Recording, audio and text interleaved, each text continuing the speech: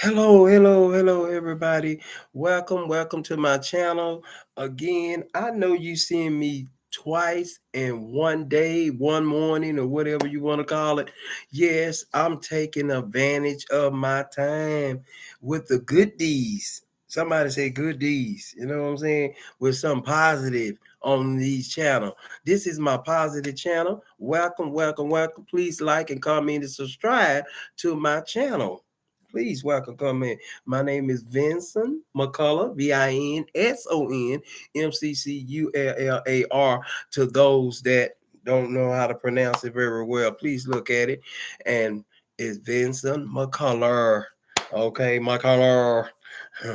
Anyway, I'm just joking. I just like to have fun. I'm a good vibe person. I am from Dallas, Texas, born and raised in Oak Cliff. 903 East Wooden, where I was born and raised from. And I believe this girl, this outstanding cousin of mine, which is her birthday is coming up. I want to throw a shout out to her, to her, to her. Which she done already invited me to her birthday party, which is coming up September the 13th of 2025, if I'm not mistaken. I don't know what time, probably around 7 or 8. Papa when it get throws it off, whatever. But I'm gonna be there early because that's my first day back to work that night. And hey, I wish I could have been off that night. But my job, they trips. I think everybody already knows that every job that you have, it trips. But we thank God for that labor that we can be able to labor and endurance in the strength of laboring. Uh, my next section here is going to be reading on a title. You see the title is Jesus, the Son of God. Is Jesus the Son of God? That's going to be my reading on that. And I hope it can be encouraged, be able to encourage someone, children or grandchildren or God, nephew or niece or whoever. I hope it can be able to encourage all of us adults as well. It's by Gordon Lindsay of Church of Christ for the Nations. Okay. Anyway, all righty. Let's go to chapter one. I may not get to read all of chapter one. I'm gonna let you know that now. I may stop it early, but I may come back and finish chapter one. And then chapter two, I may come back and finish it with an audio sound or just me reading it as now, like now.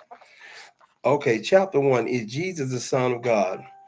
In the to write the son of a man of Nazareth, the man of Nazareth, one feels keenly in his inadequacy to do the subject even minimum justice. So far beyond the human ken lies the full measure of the greatness of God, man, and even the most gifted pen most fall far short in accomplishing his purpose.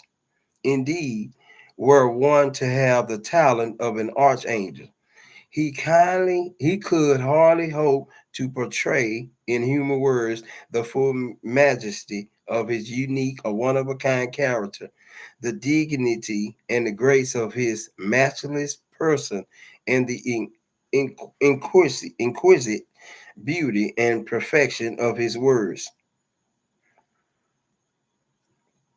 Excuse me. Truly, Christ stands far above and in the starkest contrast to the most noble of our race. For this person is none other than he whose goings forth have been from of old, from everlasting. Micah 5 and 2. Everlasting is a word that the human mind can only vaguely grasp. From everlasting means Christ has existed from the eternity that is behind us. But who can understand even partially the meaning of eternity? The, the thought staggers the imaginations and baffles the profoundness and intellect. As the inhibit of eternity, Christ holds the position of Lord of the universe in his own right. First, number one, because he is the creator.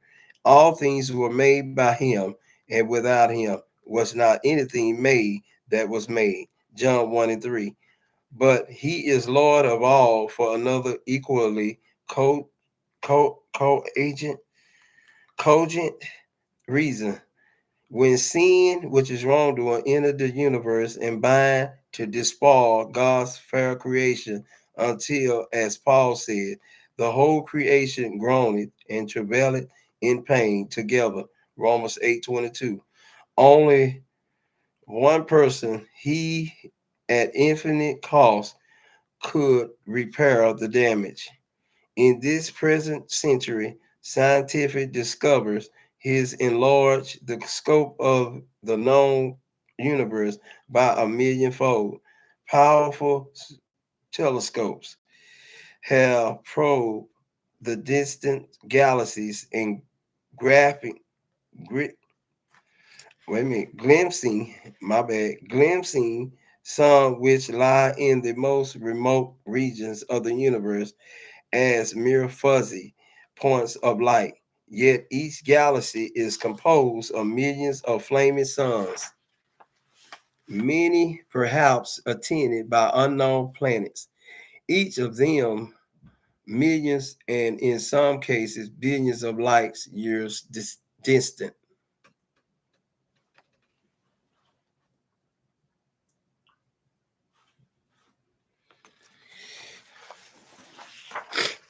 Hold on.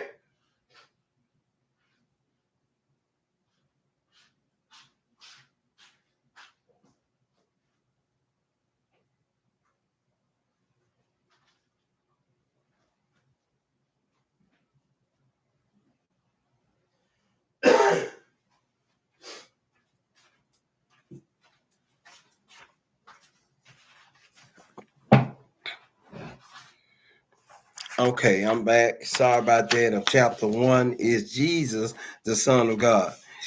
Please like and comment and subscribe to my channel here on September the 9th, 2025. Time is 11:09 a.m.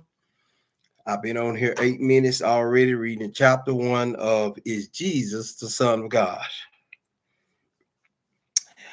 Chapter 1, part 1. I may not get to finish all of this second part of my section of my reading session. I may not get to finish reading all of this.